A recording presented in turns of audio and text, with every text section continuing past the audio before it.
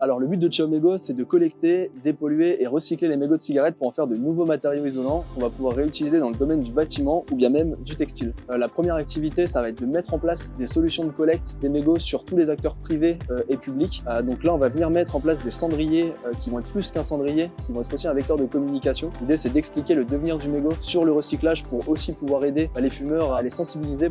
Ensuite, on va venir collecter les mégots dans des sacs étanches qui vont nous permettre de les récupérer sur site. Et là, on va faire de la dépollution des mégots. Donc ça va permettre vraiment de déplacer le problème du filtre, ce qui va du coup aussi nous permettre de réutiliser le filtre pour faire ces nouveaux matériaux isolants qu'on va réutiliser du coup dans le bâtiment ou dans le textile. L'objectif est d'obtenir une fibre propre et isolante, sans odeur, qu'on pourra utiliser soit pour embourrer des doudounes, soit pour utiliser dans le domaine du bâtiment et isoler des maisons. On va dépolluer la partie fibreuse des filtres de cigarettes sans eau et sans solvant toxique. C'est une innovation et une première mondiale puisqu'on va utiliser un solvant neutre et on va extraire tous les contaminants de la cigarette pour pouvoir réutiliser cette matière. Ce process nous a valu d'être labellisé par le ministère de la Transition écologique et d'avoir donc une reconnaissance nationale sur un procédé de traitement vertueux.